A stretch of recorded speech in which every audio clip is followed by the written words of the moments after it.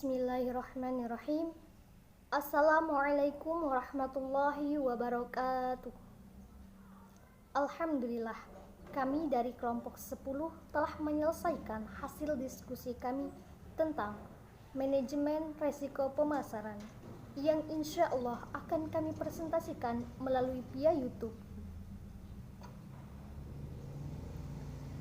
Kami dari kelompok 10 yang beranggotakan 3 orang, yaitu 1. Pipi Sapitri sebagai moderator sekaligus pemateri pertama, yang kedua Reza Nopitasari sebagai pemateri kedua, dan yang ketiga Yulizar Trinanda sebagai pemateri ketiga. Harapannya kepada teman-teman semua agar tetap bisa aktif dalam hal berdiskusi melalui chat komentar dalam hal bertanya ataupun menjawab pertanyaan. Baiklah, untuk mempersingkat waktu, langsung saja kepada pemateri pertama, yaitu diri saya sendiri, Pipi Sapitri, akan menjelaskan tentang pengertian manajemen resiko pemasaran serta fungsi manajemen resiko pemasaran.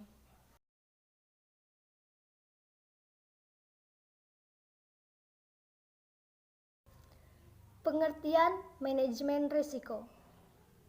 Manajemen risiko yaitu proses pengelolaan risiko yang mencakup identifikasi, evaluasi, dan pengendalian risiko yang dapat mengancam kelangsungan usaha atau aktivitas sebuah perusahaan. Manajemen risiko berfokus pada mengenali dengan pasti tentang risiko dan mengambil tindakan yang tepat terhadap risiko. Manajemen risiko bertujuan secara terus-menerus menciptakan atau menambah nilai maksimum kepada perusahaan. Selanjutnya yaitu fungsi manajemen risiko. Terdapat 4 fungsi manajemen risiko yang akan saya bahas.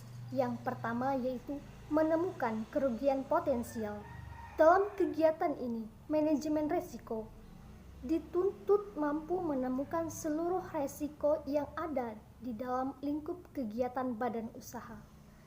Yang pertama, memanfaatkan sumber risiko yang secara potensial dapat menimbulkan kerugian. Fungsi yang kedua yaitu evaluasi kerugian potensial. Kegiatan ini yaitu mengukur frekuensi dan kegawatan kerugian menyangkut jumlah kali kerugian yang mungkin terjadi selama masa tertentu. Fungsi yang ketiga yaitu memilih metode pengelolaan. Terdapat beberapa jenis metode pengelolaan dalam manajemen risiko, yaitu yang pertama asumsi, yang kedua transfer, yang ketiga kombinasi, yang keempat pencegahan kerugian, yang kelima menghindari, dan yang keenam mengetahui dan penelitian. Fungsi yang terakhir atau yang keempat yaitu administrasi program. Di dalam manajemen risiko, fungsi ini diterjemahkan dalam formulasi kebijakan pengelolaan risiko, bagaimana kegiatan tersebut diorganisir, sampai seberapa jauh pengembalian keputusan yang menyangkut risiko murni harus dilakukan. Mungkin sekian dari pemateri pertama. Selanjutnya akan dilanjutkan oleh pemateri kedua, yaitu Saudari Reza Nopitasari.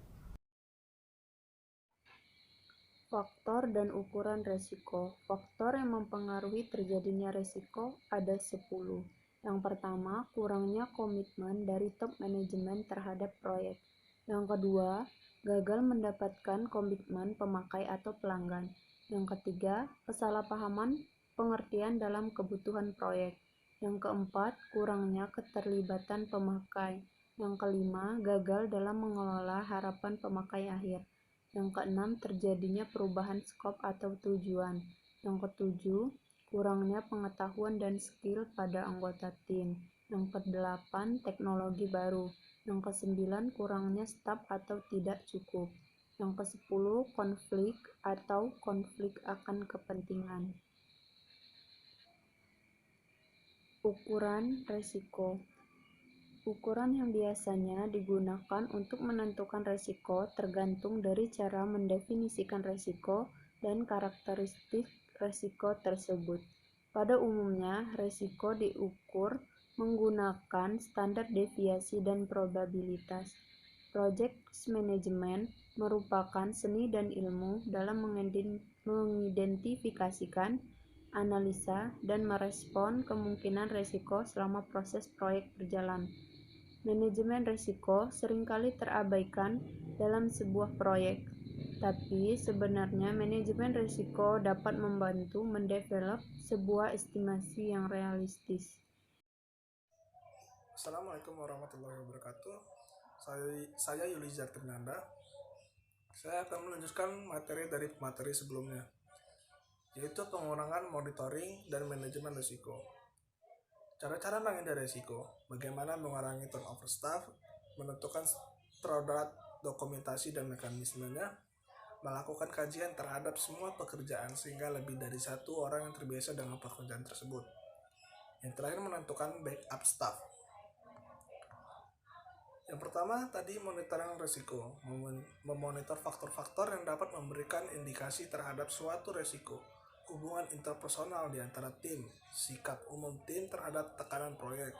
Yang kedua, kondisi scarcity, perhitungan ekonomi secara pasti, keputusan pasti terjadi dibandingkan memilih yang profitable. Yang terakhir, kondisi risk, hasilnya tidak pasti, probabilitas diketahui, informasi yang tidak sempurna, alternatifnya tindakan yang visible. Jadi, kesimpulan dari manajemen risiko pemasaran adalah sesuatu yang berpeluang untuk terjadinya kematian, kerusakan, atau sakit yang dihasilkan karena bahaya. Fungsi manajemen risiko adalah terdapat 4, yaitu menemukan kerugian yang potensial, evaluasi kerugian potensial, memilih metode yang pengelolaannya. Yang terakhir, administrasi program. Faktor dan ukuran risiko. Terdapat 10 faktor yang mempengaruhi terjadinya risiko. Ukuran risiko yang biasanya dipakai untuk menentukan risiko tergantung dari cara mendefinisikan risiko dan karakteristik risiko. Pengurangan, monitoring, dan manajemen risiko. Terdapat 4 pengurangan monitoring manajemen risiko, yaitu monitoring risiko, kondisi scarcity, kondisi risk, dan uncertainty. Sekian dari kelompok 10. Saya mewakili dari rekan-rekan semua mengucapkan maaf bila ada kesalahan. Wassalamualaikum warahmatullahi wabarakatuh.